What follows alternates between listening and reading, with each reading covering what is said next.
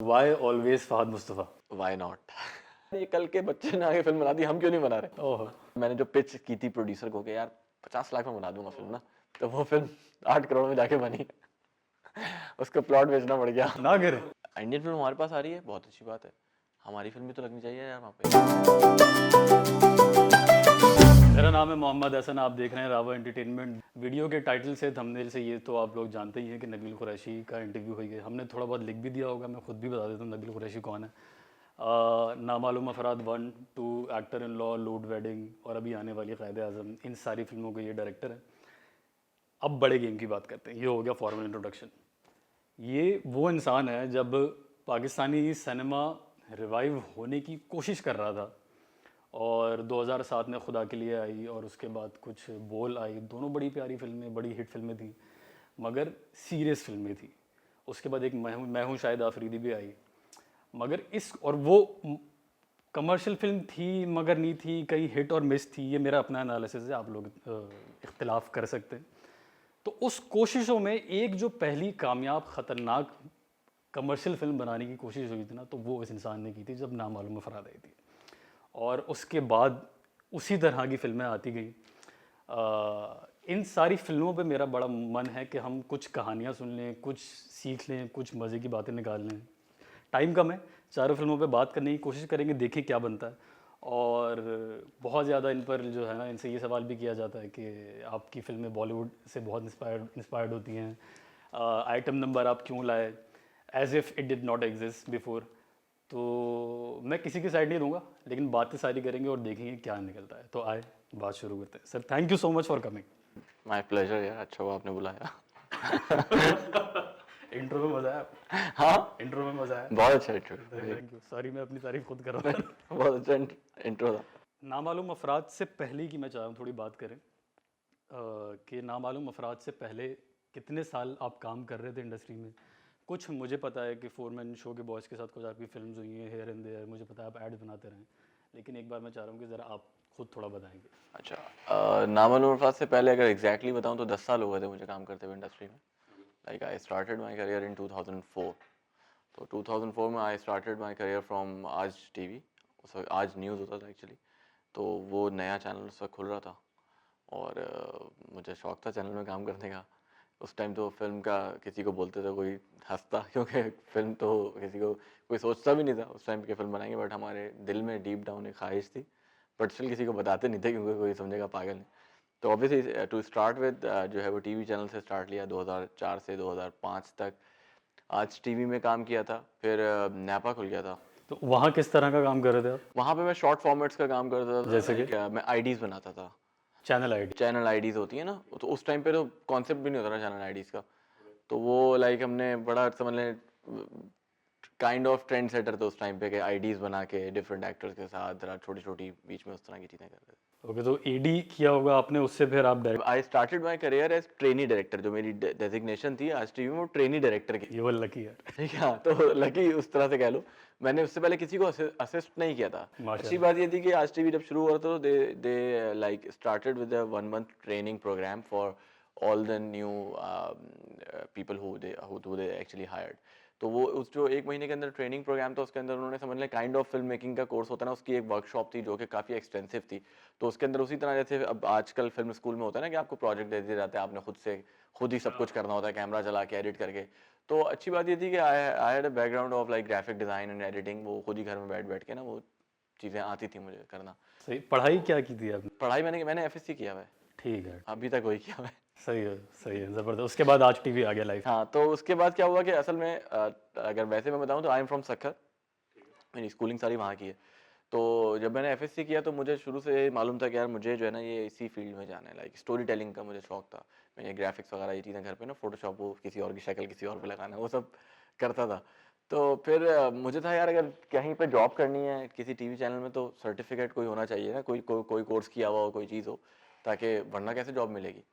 तो उस वक्त यही था दिमाग। तो मैं एक बार कराची आया हुआ था, वहाँ पे मैंने एक होर्डिंग देखी, उसके ऊपर लिखा हुआ था TV production course, Arena Multimedia का। अरे नाइस।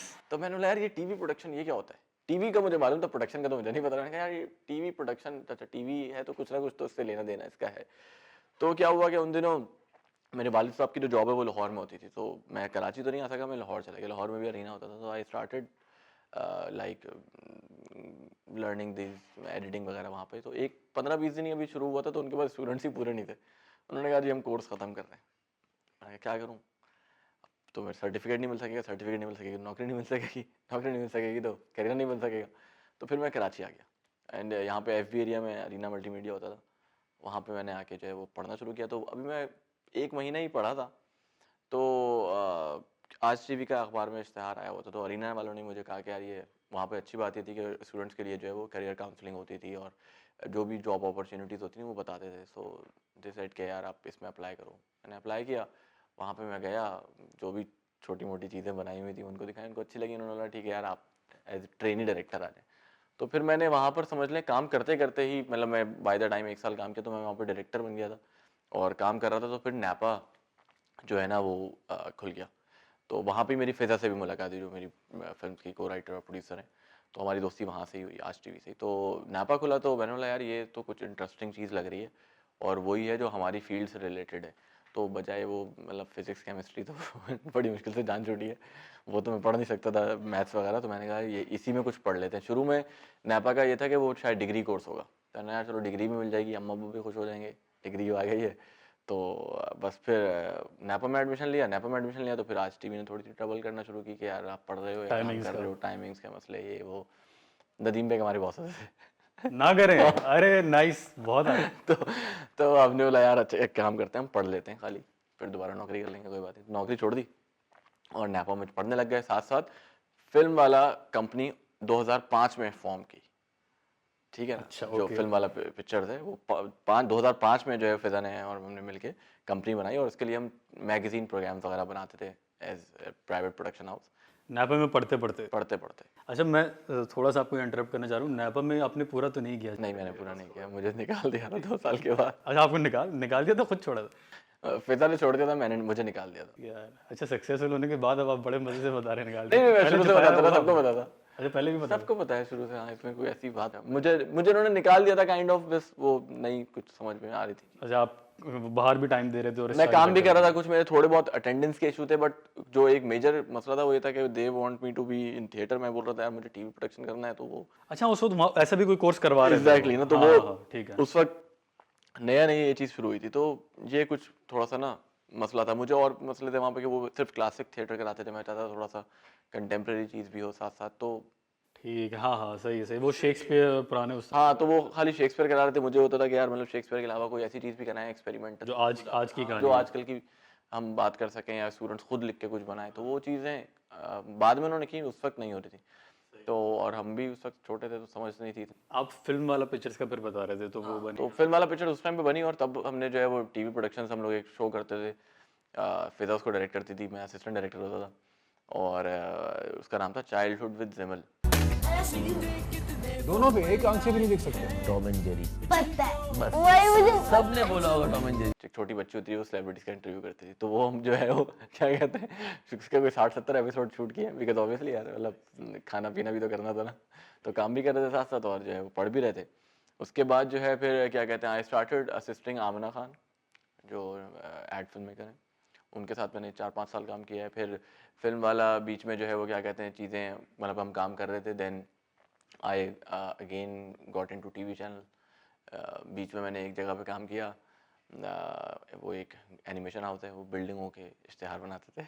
ओके। 400 अरे क्या होता है वो यार। 400 फीट चौड़े रोड के लाइक इस तरह के जो इश्तेहार होते हैं हाँ उधर हाँ। काम किया। फिर उसके बाद मैंने एयरवाइज वॉक में काम किया, वहाँ पे कुकिंग शोज़ वगैरह प्रोड्यूस किए। फिर लेकिन वहाँ पे अच्छी बात ये थी कि वहाँ पे भी जाके मेरी जो स्पेशलिटी थी वो थी आईडीज़, क्योंकि उस टाइम तक मेरा ऑब्वियसली एक एक्सपीरियंस भी हो चुका था एड्स वगैरह में असिस्ट करने का। तो वहाँ पे मैंने जॉक में जाके ना उनकी एक आईडी बनाई, जो कि उस टाइम पे 35 mm पे बनाई, 2008-9 पे ना। तो वो पहली एयरवाई की आज तक आई थिंक पहली और वाहिद शूट होगी शायद 35 mm। 35। तो वो बनाई, तो वो काफ़ी बड़ी हिट हुई, वहाँ पे बड़ा सीन हो गया कि यार नोटिस हो गया। नोटिस हो गया यार ये इस बॉय तरह कुछ कर ये रहा है बॉय अलग। कुछ कर रहा है, ठीक है ना। हाँ। तो फिर मुर्तज़ा वगैरह से भी मेरी दोस्ती 2004 में थी, क्योंकि मुर्तज़ा जो फोरमैन वगैरह वो लोग अभी 2004 में आज टीवी में होते थे। तो फिर मुर्तज़ा ने मुझे कॉल की कि यार आ जाओ इधर क्रिएटिव डायरेक्टर के तौर पे यहाँ पे आज टीवी के लिए आईडीज़ वगैरह बनाओ। तो फिर मैं दोबारा आज टीवी चला गया। तो मैं फोरमैन नहीं कर रहा था, बट मैंने जो है ना उनके प्रोमोज और बाकी सारी चीज़ें वगैरह कोई फिल्म बनाई थी आपने हाँ इनवॉइस वो के साथ? BNN के लिए बनाई थी। हाँ, फिर सही है, जब सही है, आसिफ से जियो आया ना तब मैं BNN डायरेक्ट कर रहा था, तब मैं BNN मैंने अच्छा, डायरेक्ट आप किया वो है। शो डायरेक्ट कर रहे थे? हाँ मैं शो डायरेक्ट करता था BNN का और क्या कहते हैं अपना फ्रीलांस काम करता था, बाकी असिस्ट वगैरह करता था इश्तेहारों में। तो बाकी क्या कहते हैं फिर फिल्में बनाई BNN की ना, तो वो हाँ, मतलब उसमें दिल था बनाने का, मज़ा भी आया। म्यूज़िक वीडियोस कर रहा था बीच में, एक मैंने मोहसिन नब्बास की म्यूज़िक वीडियो की थी, कौन सी? बेपरवाह ढोला, वो उनका पहला गाना था, वो वीडियो मैंने बनाया था। फिर एक और वीडियो थी इनकलाब मुर्दाबाद, वो फोरमैन की थी, वो भी बनाई थी। फिर जब BNN की 2 फिल्म्स बनाई ना, तो उससे जो है ना बड़ी तरह क्या कहते हैं वो थरथल्ली मच गई चैनल में ना कि यार ये कौन है लड़के जो क्या कहते हैं, उस वक्त ये DSLR कैमरा आए थे नए नए, नहीं, ठीक है ना, तो राना हमारा DP होता था, तो हमने बोला यार ये ज़रा, क्योंकि उससे पहले तो DV और इस तरह के कैमराज होते थे तो मज़ा नहीं ईद आता पे था। कहीं रिलीज हुई थी? ईद पे रिलीज हुई थी। हाँ, मुझे याद है, मैं भी अपने कुछ दोस्तों के साथ बैठा था और मैं बोला यार ये किसने बना दी है? हाँ, तो ये अच्छी उसका रिस्पांस माशाल्लाह बहुत ज़बरदस्त आया था, बिकॉज़ एक्शन था उसमें और डिफरेंट थी, मतलब एंटरटेनिंग भी थी, ठीक है नहीं, ना? उसमें टीवी पे फिल्म नजर आ रही थी। हाँ, तो उसका उसका प्लस पॉइंट ये था कि लोगों को लगा यार इसमें शायद पोटेंशियल है, ये जो है ना कुछ कर लेगा। और उस वक्त हम जियो में, मैंने तो कभी ड्रामा भी नहीं बनाया, आज तक नहीं बनाया। तो वो लोगों को बड़ा ये चक्कर होता है ना कि ड्रामा जब तक नहीं बनाएंगे तो फिल्म नहीं बना सकते, तो वो काफ़ी सारी चीज़ें ना गलत साबित हो गई। बकवास है। वो आई पर्सनली थिंक ऐसी कोई चक्कर नहीं है। स्टोरी टेलिंग मतलब हर ज़रूरी नहीं है कि जिसने ये किया वो ही कर सकता है, कोई भी कर सकता है, ठीक है ना, जिसने कुछ भी नहीं किया वो भी कर सकता है। और जब मेरी चश्मे में जो है वो लाइट की रिफ्लेक्शन आ रही है, इसलिए मैं चश्मा उतार रहा हूँ। ये तो मुझे एक तो बड़ी खुशी हो रही है कि हमने फाइनली ऑन कैमरा ये बात आपसे कम से कम रिकॉर्ड करवाई है कि 10 साल का कितना इंटेंस आपका स्ट्रगल लगा पहली फिल्म तक पहुंचने के लिए। अब आपने BNN के लिए फिल्म बनाई, जियो का शो था ये, राइट? लेकिन आपकी फिल्म जो प्रोड्यूस की उस पे जियो का कुछ लेना देना नहीं था और वो एक बिल्कुल अलग जर्नी थी। तो फिर इस कंपनी ने एक तो ये प्रोड्यूस क्यों नहीं की? एक तो मेरे जहन में ये सवाल अभी बना। दूसरा ये कि क्या कहानी थी? ये सोचा कब कि यार ये स्टोरी बनाऊंगा, कैसे लिखने का ख्याल है? अच्छा, असल में क्या है, BNN की जो मैं फिल्म्स बना रहा था उस वक्त मैं जियो में जॉब करता था, ठीक है ना। तो BNN ऑनेस्टली स्पीकिंग शो में ना मुझे एज डायरेक्टर मेरे लिए कोई ज़्यादा चीज़ करने के लिए होती नहीं थी, बिकॉज कंटेंट वगैरह मुर्तज़ा लोग, फैसल, ये लोग खुद देख रहे होते थे। स्विचिंग बेस्ड शो था तो कितना ही कुछ कर लेंगे, तो ज़्यादा वो ठीक है, वो दोस्ती आ रही थी तो उसमें हम इंजॉय करते हुए हर चीज़ कर लेते थे। बट ये जो फिल्म होती थी ना, इस पे मैं समझ लें साल में ना सबसे ज़्यादा मेहनत जो है ना वो मेरा ये होता था कि यार ये बनानी है। तो इस पे जो है ये लोग स्क्रिप्ट वगैरह लेकर आते थे, फिर हम बाकी सारी चीज़ें हम लोग खुद जो है ना वो अपने एंड से कर रहे होते थे। तो मुझे सिर्फ उसमें ये प्रॉब्लम लगता था कि BNN की फिल्मों में ना एग्जीक्यूशन वाइज तो चीज़ें बहुत अच्छी होती थी, बट स्टोरी टेलिंग ज़रा लैक करती थी, बिकॉज ऑब्वियसली वो उनका फोर्टे नहीं था। मिमिक्री पे भी थोड़ा चले जाता हाँ, था कि वो मिमिक्री के पॉलिटिशियंस अलावा कर रहे मतलब थे। स्टोरी टेलिंग वाइज थोड़ा सा कुछ चीज़ें थी जो मुझे लगता था कि यार वो अगर और प्रॉपरली लिखी हुई हो, स्क्रिप्ट और हो तो ज़्यादा बेहतर हो सकती है, बट ऑब्वियसली उनकी अपनी लिमिटेशन सी ये चीज़ें थी। कितनी देर की थी ये फिल्में? तकरीबन आई थिंक 1 घंटे की होती थी मेरे ख्याल। एक घंटे की थी। ये मुझे मिल नहीं रही कहीं इंटरनेट पे। मिल जाएगी आपको, लिखोगे आप, एक का नाम था पेंडोरा। वो क्या फारूक भाई के गन को एम किया और गोली चला दी। अरे मुझे तो पता ही नहीं था। Welcome to the Swiss bank Farooq. Welcome Farooq sahab. और एक का नाम था दी प्रेसिडेंट। चलो आसिफ, हमेशा रोतू रहेगा तू। कितनी दफा बचपन से तुम्हें समझाता आ रहा हूँ, रोतू रहेगा। एक बागी की टीजर आया था, वो आपके हाँ वो टीज अच्छा हुआ ये कि जब ये 2 फिल्म बनाई तो अब जो तीसरी फिल्म थी मैं बागी हूँ, वो थोड़ी ज़रा ज़्यादा सीरियस हो गई। उसमें मिमिक थी।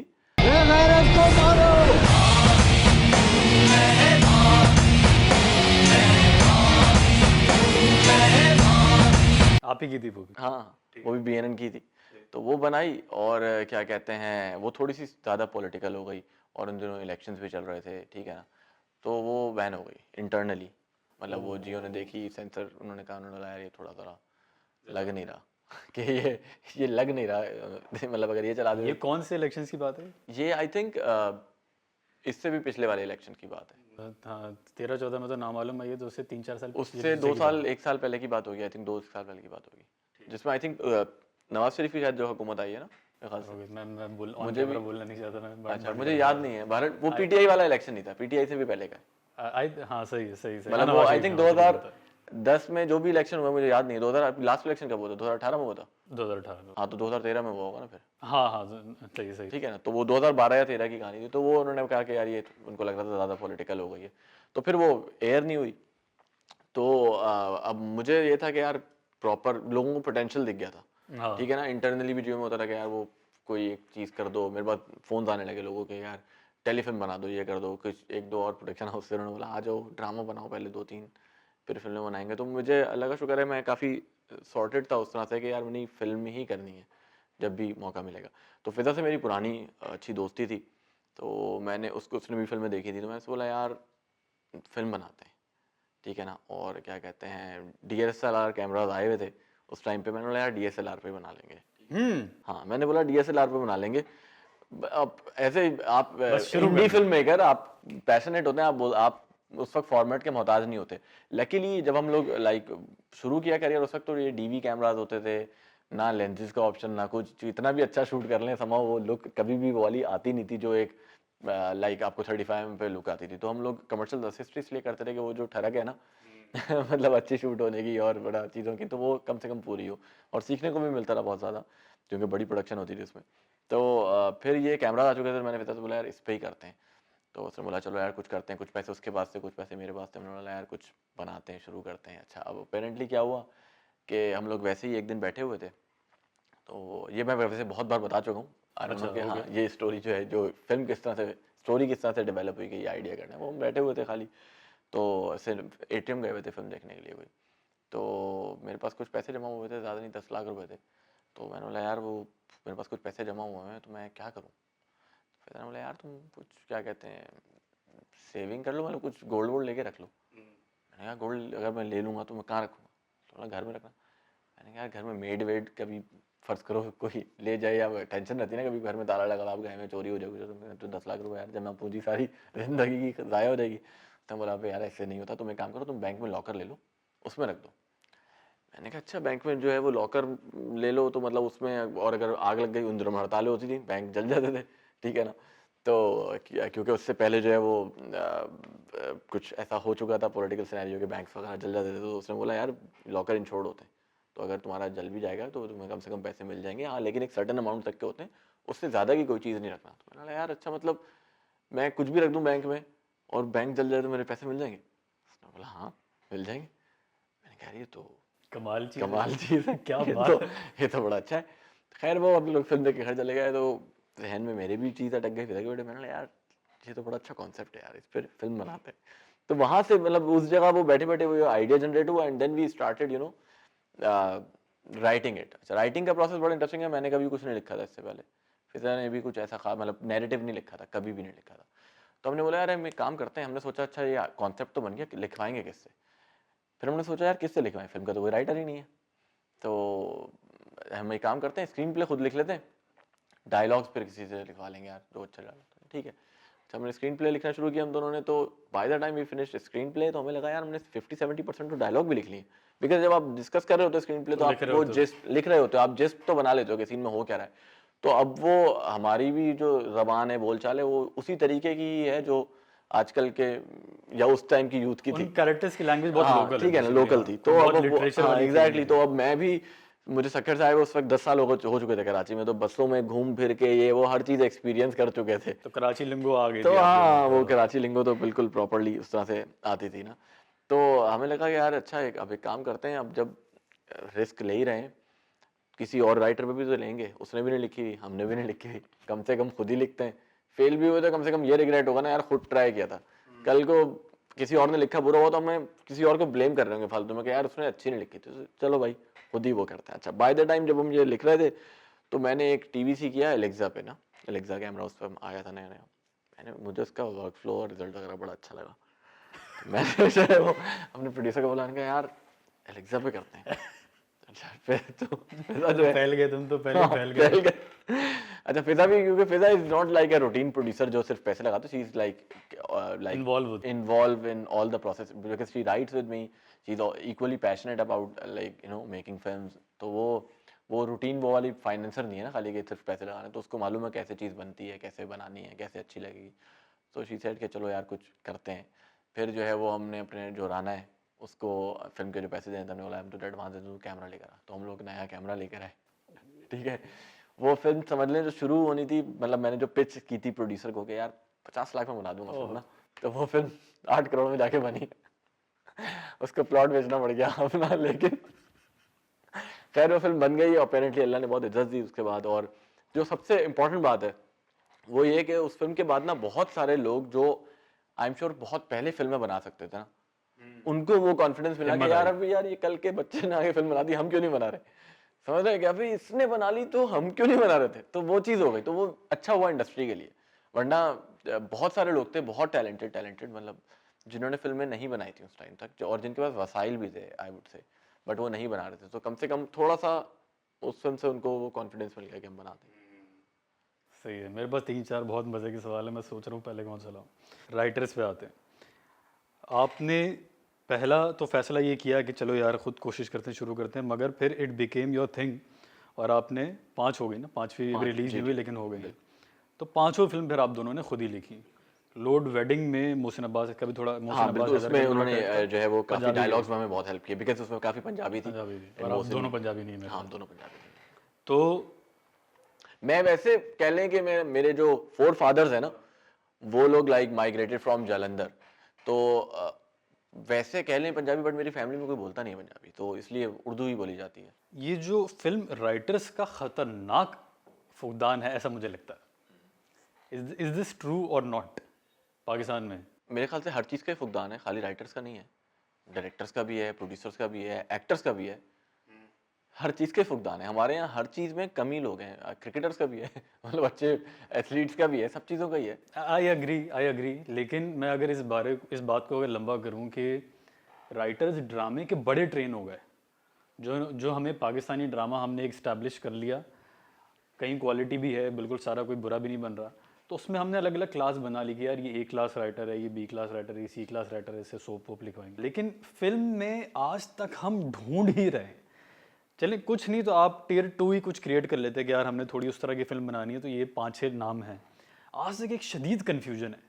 यार इसका रीज़न ये है कि क्योंकि फिल्म इंडस्ट्री थी नहीं ना, एक टाइम पे ख़त्म हो गई, लाइक 70s 80s के बाद ख़त्म हो गई। तो नॉट जस्ट राइटर, एडिटर भी ख़त्म हो गए। मतलब लाइक अगर मैं फिल्म बना रहा था जब नामालूम था, उस वक्त मेरा डीपी भी पहली फिल्म थी, उसकी भी, मेरी भी पहली फिल्म, मेरे राना असिस्टेंट्स कामरान। की भी पहली फिल्म, ठीक है, और क्या कहते हैं मेरे एक्टर्स की भी बहुत सारे लोगों की पहली फिल्म, तो सबकी ही पहली फिल्म थी उस तरह से, ठीक है। तो एक तो रीज़न ये है कि फिल्में बन रही थी, जिस टाइम पे बन रही थी उस टाइम पे अच्छे राइटर्स प्रोड्यूस हो रहे थे। जब एक इंडस्ट्री ख़त्म हो जाएगी 20-25 साल के लिए, तो ऑब्वियसली लोगों को तो लगेगा ना कि इसमें तो कोई स्कोप ही नहीं, तो वो कुछ और ही काम करेंगे। अपेरेंटली टीवी बहुत ज़्यादा जो है वो बढ़ चुका है, और टीवी का बिल्कुल एक अलग क्राफ्ट है। टीवी का जो स्टोरी टेलिंग का क्राफ्ट है वो अलग है, वो जो लंबा ही वाला अलग है कि जिसमें कम बात को ज़्यादा टाइम में बोल दो, फिल्म में ज़्यादा बात को कम टाइम में कहना है। तो टोटली और जो हर पैरामीटर्स हैं थोड़ी वो देर में different है। हैरान भी करना है, हाँ, जगा ठीक के है, रखना है, बहुत सारी बहुत सारी हाँ। चीज़ें हैं, ठीक है ना। तो ये तो एक मेजर डिफरेंस है। दूसरी चीज़ ये है कि आई थिंक कि जो फिल्म है ना, मुझे लगता है ये बड़ा ही ऑनेस्ट और बड़ा ही पैशनेट काम है। तो जो पैशनेट राइटर्स होंगे या लोग होंगे वो इसको अच्छा लिख लेते हैं। जो लोग अगर आए हैं फैशन में कि यार हम फिल्म लिख लेते हैं या बना लेते हैं, या कोई और उनके ऑब्जेक्टिव है, तो आई डोंट थिंक कि वो कभी भी अच्छा लिख सकते हैं। मुझे ऐसा लगता है। इतनी जब ऑर्गेनिक आपने ये बताया कि आइडिया आपके जहन में आया है ये इसका, बैंक में पैसे रखने वाली जो बात आपने पूरी बताई, लेकिन शदीद इल्ज़ाम लगे आप पे उस वक्त जब फिल्म आई कि यार ये डेली बैली और हेरा फेरी और सी कंपनी और पता नहीं क्या क्या उससे मिलू के है, और क्या कहते हैं बॉलीवुड इंस्पिरेशन, बॉलीवुड जैसा काम करता है नबील कुरैशी बहुत ज़्यादा, ये थ्रू आउट अभी भी आवाज़ आती है ये। सो आई वांट टू नो कि व्हाट आपके जहन में क्या जवाब आता है इन बातों? यार मुझे एक तो ये लगता है कि मैं कोई मतलब ऐसे कोई जवाब मुझे नहीं देना उनको, उन्होंने सवाल किया मैं जवाब दे दूँ ऐसा नहीं है। मतलब हर डायरेक्टर का अपना एक स्टाइल है, अपना एक विजुअल स्टाइल है या ट्रीटमेंट स्टाइल है। सो लोगों को अगर ऐसा लगता है, उसकी एक रीज़न ये हो सकती है कि यार जब हम बड़े हो रहे थे तो हम बॉलीवुड सिनेमा देखते हुए बड़े हुए हैं। हॉलीवुड देखा है, थोड़ा कम देखा है, वो थोड़ा ज़्यादा देखा है। दूसरी चीज़ ये है कि अब नामालूम अफराद है ना, अनफॉर्चुनेटली ना पाकिस्तान और इंडिया की लैंग्वेज जो हम बोलते हैं ना वो सिमिलर है, ठीक है ना। लिखने में मुख्तलिफ है लेकिन बोलने में सिमिलर है। कपड़े भी हमारे तकरीबन एक जैसे ही हैं, ठीक है ना। तो जब आपका बड़ा मुश्किल होता है कि अपने आप को डिफ्रेंशिएट करना विजुअल पे ही खाली, ठीक है। अपेरेंटली फिर क्या है कि समाउ मेरी फिल्मों की एक सर्टेन क्वालिटी होती है, उनकी एक प्रोडक्शन डिज़ाइन होता है उनका एक, ठीक है ना। या उनका एक शूटिंग स्टाइल होता है या उनकी एक सर्टेन लाइटिंग होती है और वो फिल्म की तरह लग रही होती है। True true. तो पाकिस्तान में मुझे लगता है जो लोग भी फिल्म की तरह फिल्म बनाएंगे ना, उन पे ऊपर ये इल्जाम लगेगा कि ये बॉलीवुड लग रहा है। बॉलीवुड बिकॉज क्योंकि मैं आपको एक बड़ी मजेदार चीज बताता हूँ ना, जब मैं भी जब स्टूडेंट था या नहीं मालूम था तो मैंने ना जामी के कुछ वीडियोस देखे थे जो स्ट्रिंग्स वगैरह के ना बहुत ज़बरदस्त मुझे लगते थे, लाइक अनजाने वगैरह ना। तो मैं जब उनके वीडियोस देखता था ना तो मुझे लगता था यार ये बंदा बड़े इंडियन टाइप काम करता है, ठीक है ना। और बाकी लोगों का भी बहुत अच्छा काम होता था लेकिन उनका काम उस तरह से नहीं लग रहा होता था। तो मुझे बाद में जाके पता लगा कि अच्छा वो जो मैं इंडियन बोल रहा था नॉट बिकॉज ऑफ लाइक कि वो कुछ ऐसा कर रहे थे, असल में वो शूट करते थे 35mm पे, ठीक है। तो उसकी जो लुक होती थी ना, फिल्म लुक, वो मैच करती थी फिल्म से की तरह, ठीक है ना। बाकी लोग समा उस टाइम पे शायद इतना फिल्म पे काम नहीं कर रहे थे, डिजिटल पे कर रहे थे, तो वो एक लुक का फर्क आ रहा था। तो मुझे लगता है शायद फिल्म्स को मेरी लोग इसलिए शायद जज ऐसा करते हैं क्योंकि वो फिल्म की तरह लग रही होती है, ठीक है ना। मुझे याद है नामल में जब ट्रेलर आया था ना तो बहुत सारे लोगों को ये लगा कि ये पाकिस्तानी फिल्म है या नहीं है, क्योंकि उसकी ग्रेडिंग, उसकी पूरी एक एग्जीक्यूशन, उसकी एक पूरी ट्रीटमेंट वो वैसी ही थी। उससे पहले मैंने हालांकि BNN और वो सारी चीज़ें की हुई हैं, ठीक है। और हर फिल्म का ना एक मूड होता है, ठीक है। अब एक फिल्म मैं बना रहा हूँ, लोकल बना रहा हूँ, वो अगर वो जो उसकी रिक्वायरमेंट है वो वैसे ही बनाई जाएगी। मैं उसमें अगर उनके कपड़े एक सर्टेन तरीके के तो उनको वैसे ही बनाने पड़ेंगे। कपड़े और लुक की बात अगर एक तरफ रखें तो लोगों ने इस बात पे बहुत ज़्यादा बात की थी कि यार वो जैसे दो लड़के हैं और एक सीनियर आर्टिस्ट परेश रावल हैं, आगे पीछे पूरे सुनील शेट्टी और अक्षय कुमार है, तो उस तरह जावेद शेख को बीच में आके नबील कुरैशी ने मोहसिन अब्बास और फहद मुस्तफा को रख दिया। यार ये लोग कह सकते हैं इसमें सिमिलैरिटी कह सकते हैं क्योंकि ठीक है इससे पहले एक फिल्म आ चुकी है। अच्छा नहीं, जब आप लिख रहे थे, मैं पूछना ये चाह रहा हूँ कि जब आप लिख रहे थे तब कभी हुआ कि अरे यार अच्छा तो उस ये तरफ जा लिखते हुए रही नहीं हुआ कभी भी, बिकॉज हमारे जहन में वो फिल्म नहीं थी, ऑनेस्टली स्पीक है। बिल्कुल भी नहीं आया। बिल्कुल भी नहीं थी, ठीक है ना। कभी भी नहीं सोचा कि यार ये ऐसा हो जाएगा या वैसे हो जाएगा, लेकिन समहाउ हाँ जब ट्रेलर आया, फिल्म आई, लोगों ने कुछ पॉइंट आउट करने तब मुझे लगा कि हाँ यार ये सिमिलैरिटी है कि हाँ ठीक है 3 कैरेक्टर्स हैं, बट ऑब्वियसली इवेंचुअली मेरी कहानी बिल्कुल अलग है, ठीक है। मेरी कहानी हड़ताल के ऊपर है, उनका बिल्कुल एक अलग चीज चल रही है, नंबर पे थी, उनका एक अलग बच्ची के कहानी पे kidnap चल है, रही है, ये सब ठीक है। कैरेक्टर्स की सिमिलैरिटी है कि ठीक है 2 जवान हैं एक बूढ़ा है, हाँ वो सिमिलैरिटी आप कह सकते हैं, बट आई थिंक इस तरह की सिमिलैरिटीज 10,000 फिल्मों में है यार, मतलब it doesn't matter as far as मेरी फिल्म की कहानी मुख्तलिफ है, मैं कोई और कहानी सुना रहा हूँ, वो कोई और कहानी सुना रहे, तो उसमें ये मुझे इन चीज़ों से इतना ज़्यादा फर्क पड़ता नहीं। तो जब कमेंट्स आने शुरू हुए तब थोड़ा सा आपको एहसास हुआ, लेकिन डर वर नहीं लगा? बिकॉज़ नहीं यार क्योंकि मैं अपनी कहानी पे कॉन्फिडेंट हूँ हमेशा से। फिल्म जो है ना वो कहानी है, हमारे यहाँ लोग ना जजमेंटल बहुत है, टीजर आता है किसी चीज़ का, तो क्योंकि हमने इतना माशाल्लाह से बॉलीवुड सबने देखा हुआ है ना, कि ऑडियंस ने भी, हम सब ने, खुद सब ने, तो फौरन जज करते हैं टीजर पे ना। अभी जैसे कायदे में टीजर आया हुआ ना, अभी लोगों को कहानी का नहीं मालूम है, लेकिन अभी से आवाजें आ गई ये तो ऐसी होगी, ये वो सिंघम की कॉपी हो जाएगी या फलानी। अरे भाई फिल्म आने तो दो भाई, देख तो लो क्या है असल में, क्या है ना जो अच्छा मजे की बात ये कि नामालूम अफराद से पहले कोई और पाकिस्तानी फिल्म आई हुई नहीं थी उस टाइप की। तो हुआ क्या कि जब नामालूम अफराद के बाद उसी तरीके की 2-4 फिल्म आई ना, तो लोगों ने क्या बोलना शुरू किया, यार ये तो नामालूम अफराद की कॉपी लग रही है। तो आपके पास जब तक कि अपना कोई बेंचमार्क नहीं आता है तब तक आप किसी और की कॉपी बना रहे हो, तो फिर जब कोई और चीज आप बोलते नहीं अभी उसकी, तो आई एम श्योर कि कॉप फिल्म पाकिस्तान में पहले इस तरह की नहीं बनाई है जिस तरह की हमने कायदम जिंदाबाद बनाई है। तो जब ये आएगी, जब लोग इसको देखेंगे, इसकी कहानी को देखेंगे, तो जो भी इनके सवाल आते हैं खत्म हो जाए, खुद आ जाए, खुद आंसर हो जाएगा। तो इसलिए मतलब फिल्म देखें, उसके बाद फिर जो भी राय काम करनी है करें, लेकिन पहले से करने का कोई ऐसा फायदा नहीं। It is interesting that you just mention Jami कि कुछ उन बहुत सारे आप पे इस पे होगा कि यार ये लड़का जो है वो आइटम नंबर ले आया फिल्मों में, ठीक है, और वो फिर नामालूम 2 में भी दोबारा रिपीट किया गया। मैंने कहीं कोई इंटरव्यू देखा है जहां आपने बोला भी है कि जामी भाई को पता नहीं क्या मेरा आइटम नंबर से क्या प्रॉब्लम है। नहीं मैंने ऐसा नहीं बोला था। असल में जब फिल्म आई थी ना नामालूम अफराद, तो उस टाइम पे O21 भी रिलीज हो रही थी, तो O21 की ज़्यादा हाइप थी बिकॉज ऑब्वियसली जामी भाई मेकर बड़े थे और शान की उससे पहले वार हिट थे और हाँ, उसकी वार बैकिंग हिट भी हुई थोड़ी हुई बड़ी थी थी उससे पहले। मेरे ख्याल पीछे भी बड़े लोग इन्वॉल्व थे और ज़्यादा कुछ ऐसा चक्कर मुझे नहीं मालूम इस बारे में, लेकिन क्या कहते हैं उससे पहले वार आ चुकी थी, तो शान की सेकंड ये फिल्म आ रही थी, तो एक अच्छी हाइप थी मार्केट में, क्या फिल्म आएगी तो मतलब छा जाएगी।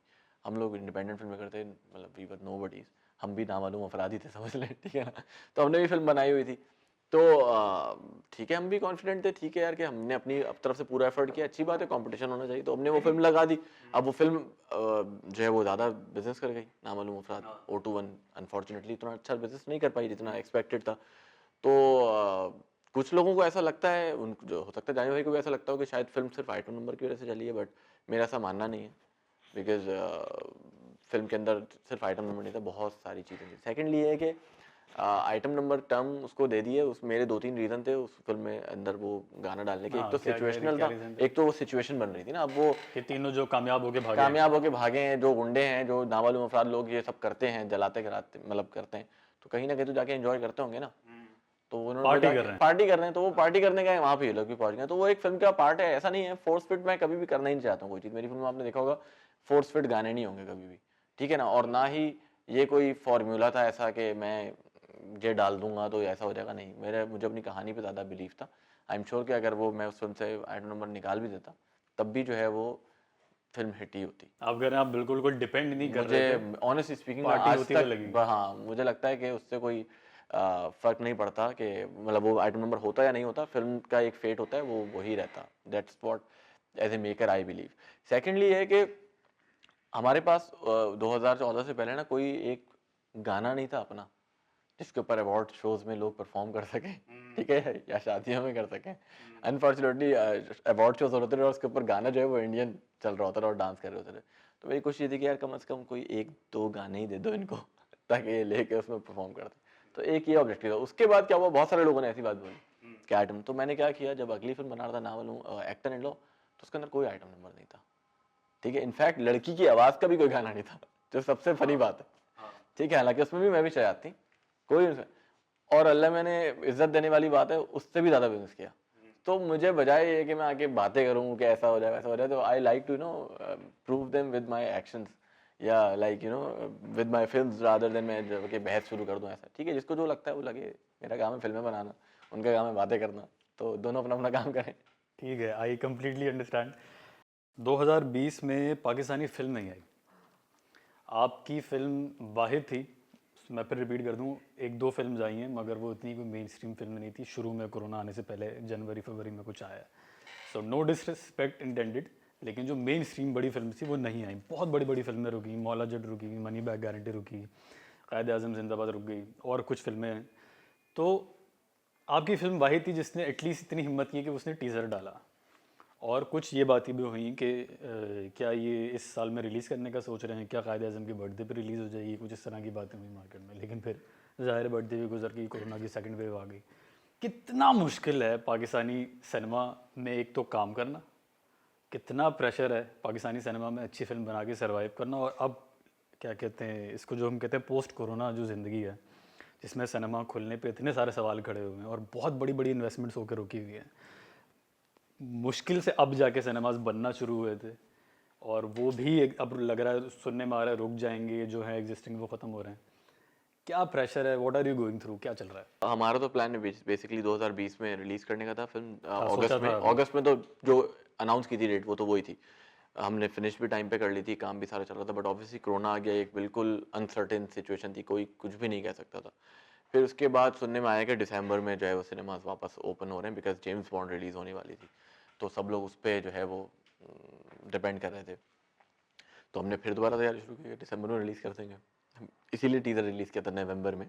सोचा था आपने? बिल्कुल सोचा था कि यार बिल्कुल, बिकॉज कायज़म जिंदाबाद, कायज़म का बर्थडे अच्छा कॉम्बिनेशन है, कौन नहीं चाहेगा रिलीज करना। बट अपेरेंटली कोरोना की सेकंड वेव आ गई, तो फिर अभी फिल्म वो रखी हुई है रेडी तैयार। तो अब इंतजार कर रहे हैं सिनेमा कब खुलेंगे। आप OTT पे क्यों नहीं जा रही है फिल्म? बड़ी बड़ी फिल्में जा रही हैं OTT पे। कौन सी फिल्में गई हैं भाई पाकिस्तानी OTT? पाकिस्तानी कोई भी नहीं तो पाकिस्तानी मैं कोई भी नहीं। पाकिस्तानी इस हूँ। तरह में बात कर भी। पाकिस्तानी हूँ भाई मैं, मेरी भी फिल्म पाकिस्तानी है। पाकिस्तानी फिल्में OTT पे नहीं जाती बिकॉज हमारे पास अनफॉर्चुनेटली अपने पाकिस्तानी क्रिएटेड OTT है नहीं, और बाहर के ऐसे वो बड़े डील आपको OTT ऑफर नहीं नहीं है। करते। बाहर के वाले ऑफर का इशू नहीं है, बाहर वाले मेरी पिछली फिल्म्स हैं अमेज़न वगैरह पे रखी नहीं नहीं नहीं नहीं, मैं बात ये कर रहा आप हूँ ओरिजिनल की बात कर रहे हो ना, कि कि original। जैसे कि इंडियन फिल्म जो अमेज़ॉन ने, नेटफ्लिक्स ने खरीदी, बहुत सी जो थिएटर के लिए बनी थी बाद में, तो उनमें ये था कि मिसाल के तौर पे फिल्म अगर 10 करोड़ की है तो OTT ने 2 करोड़ ऊपर देके ले ली। मुझे ये समझ में आई अपने रिसर्च से कि पाकिस्तानी फिल्म्स को OTT बाहर के जो हैं, क्योंकि आपने सही कहा हमारे यहाँ भी हैं, एक बात चल रही है फवाद चौधरी वगैरह की, तो वो डील ऑफर नहीं कर रहे। वो कह रहे हैं कि असल में उनकी उसका रीज़न बड़ा सिंपल ये है कि नेटफ्लिक्स जो है ना, उनका रीजनल ऑफिस अभी इंडिया में, ठीक है ना।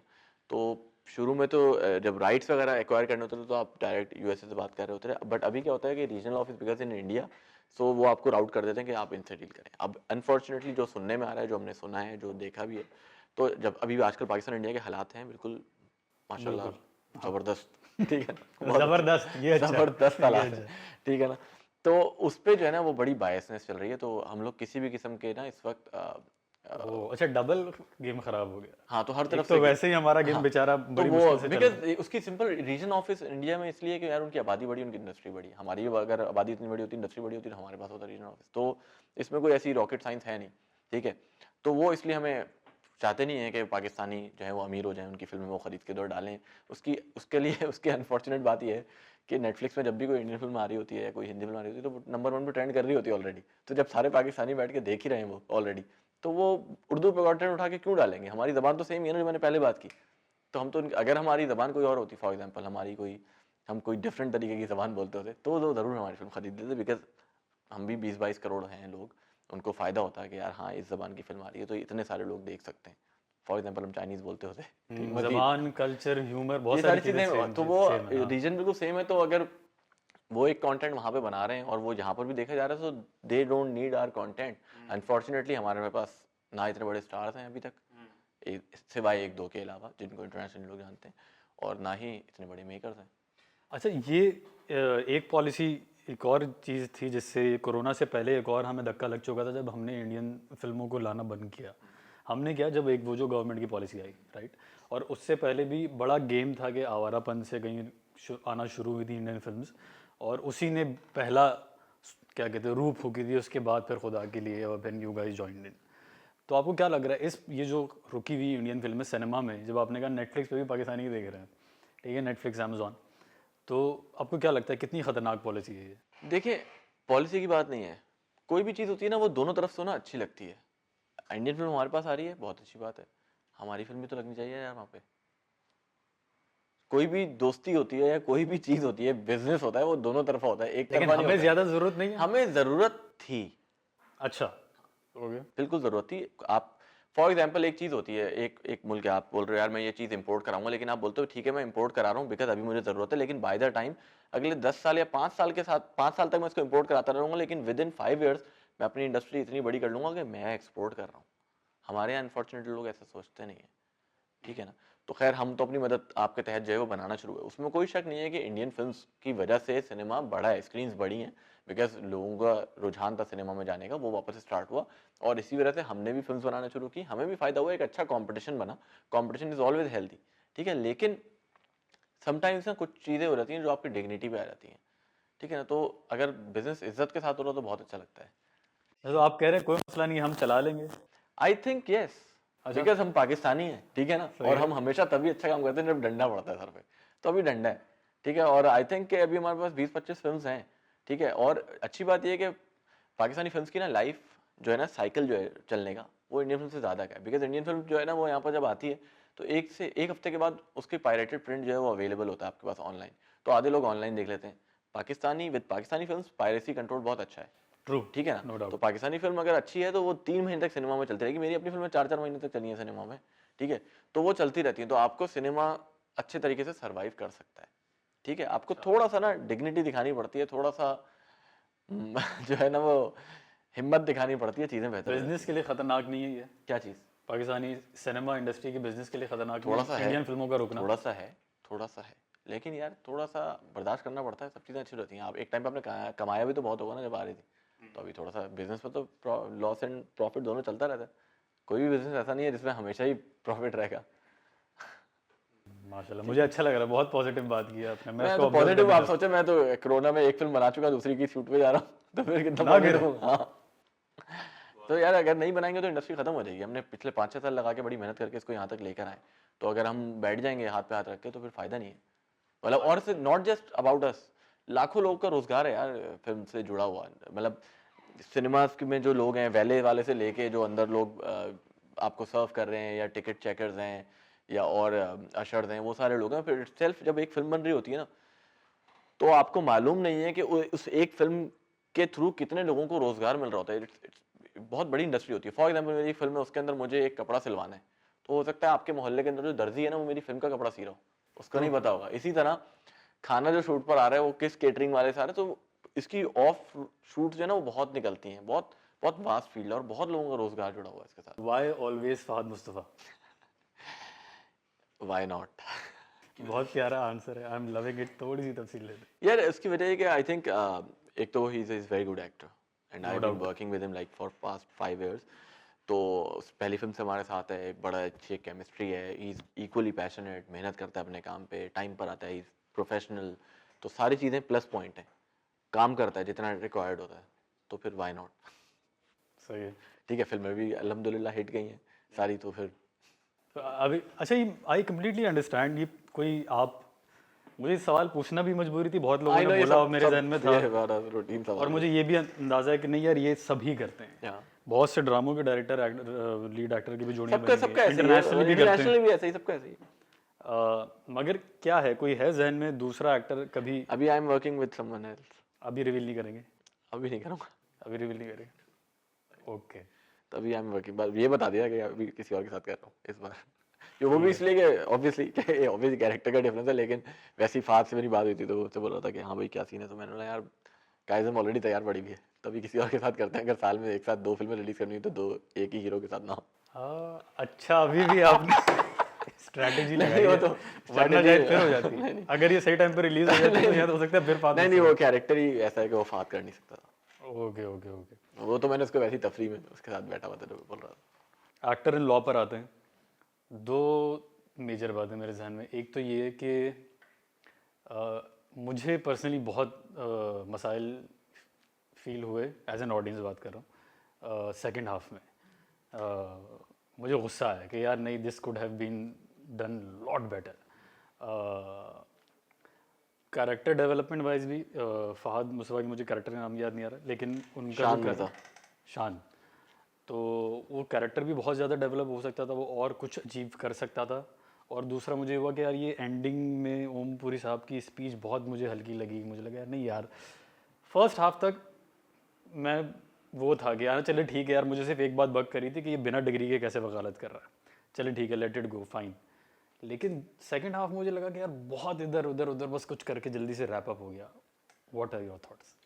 देखो किसी भी फिल्म में कोई चीज़ अच्छी नहीं लगना या बुरी लगना या अच्छी लगना सब्जेक्टिव बात है, पर्सन टू पर्सन वेरी करता है, ठीक है ना। इट्स जस्ट लाइक आपको ये चीज़। अच्छा, आपको नहीं फील हुआ? नहीं, देखो हर डायरेक्टर को, हर मेकर को ना अपनी फिल्म के बारे में पता होता है, ठीक है। उसमें क्या फ्लॉज हैं। हाँ, तो इसमें से कौन से वाले से आप अग्री करते हैं ये तो पता है। इसमें से देखो कुछ चीज़ें आपको जो लग रहा है ना कि जो आखिर में मिसाल के तौर पे जो है वो क्लाइमैक्स में फहद के पास कोई बोलने के लिए कुछ नहीं था, लाइक वो काफ़ी वो चीज़ पे I kind of agree, but उस टाइम पे बना रहे थे जिस तरह की बना रहे थे उस टाइम पे वो ठीक लग रही थी। समटाइम्स आपको फिल्म 1 साल बाद, 2 साल बाद या 5-6 महीने के बाद थोड़ा सा रियलाइज होता है कि हाँ यार इसमें ये चीज़, मैं अगर अभी अपनी पिछली पुरानी फिल्में सारी बैठ के देखूंगा तो मुझे सब में कुछ ना कुछ चीज़ें ना। अच्छा, अगर मैं आपसे बोलूँ एक्टर इन लॉ में कोई एक चीज़ चेंज करनी थी तो क्या करते? चेंज करने की जो बात है, ऑनेस्टली स्पीकिंग मुझे ऐसा लगता नहीं है कि मुझे कोई ऐसा मेजर चेंज करने की ज़रूरत है। जो आपने जो मुझे फीडबैक दिया है, और भी कुछ लोगों ने ऐसा कहा है कि यार ऐसा हो सकता था, वैसा होता था, लेकिन somehow मुझे लगा you are fine with second half? हाँ, I am fine with it because जो फिल्म शुरू होती है वो बाप और बेटे की कहानी है, ठीक है ना। तो जो मुझे आखिर में बाप का भी रिजॉल्व देना है, बाप ने ज़िंदगी में कोई केस नहीं जीता हुआ था, ठीक है ना, और बाप और बेटे के रिलेशनशिप को भी वापस से रिजॉल्व देना था। शुरू से उनका जो है, एक मिनट यार, खड़े हो जाओ ना यार नहीं है टाइम मेरे भाई, आधा पौना घंटा है, क्या करो।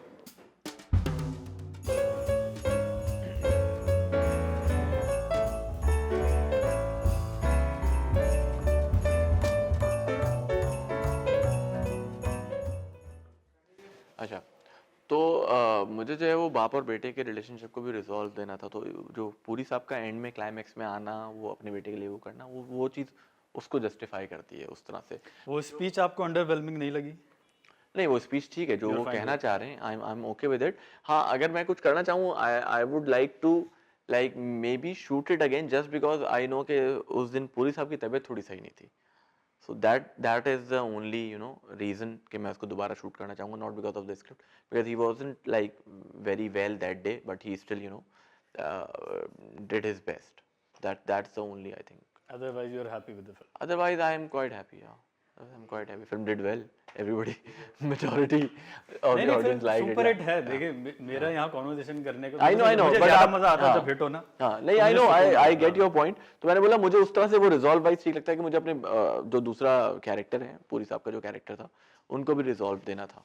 चल इस पे अगर बात करें कि आपको लिखते हुए कहीं डर नहीं लगा कि यार लोग बोलेंगे ये क्या बिना डिग्री के अदालत में घुस गया जज अच्छा नहीं, ऐसा नहीं है। उसकी वजह ये है कि आप अगर थोड़ी सी रिसर्च करें ना, हाँ बताओ आप गूगल करें, या इनफैक्ट मैंने उससे पहले अखबार में बाकायदा ये पढ़ा हुआ है, अभी भी आई थिंक जो लोअर कोर्ट्स है ना, उसके अंदर बेतहाशा आपको वकील मिलेंगे अभी भी जो बिना डिग्री के कोर्स कर रहे होते हैं लोअर कोर्ट्स में। I am not talking about high court. इसलिए मैंने भी जो अपनी फिल्म में दिखाया उसको लोअर कोर्ट में दिखाया, उसको हायर कोर्ट में लास्ट में उसका केस है जिसमें उसके फादर आके केस लड़ते हैं।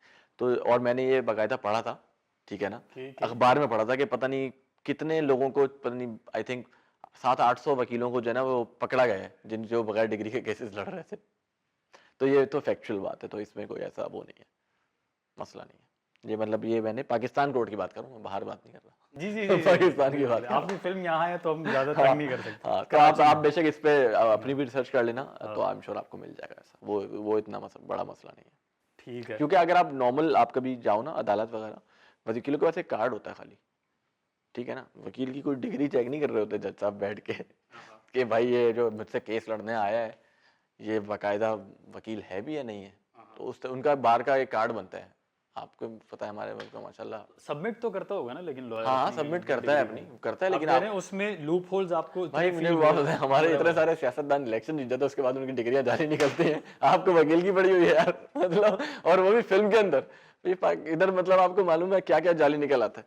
ये आपने इतना अच्छा कमबैक दिया है कि मैं मजीद इस पे सवाल नहीं करूंगा। मतलब ठीक है, मतलब ये तो मैं फैक्चुअल बात बता रहा हूँ। और फिल्म में तो फिर आपके पास क्रिएटिव लिबर्टी होती है, आप स्पाइडरमैन हो सकता है जब, तो मेरा वकील भी बगैर डिग्री के कोर्स लड़ ही सकता है ना यार।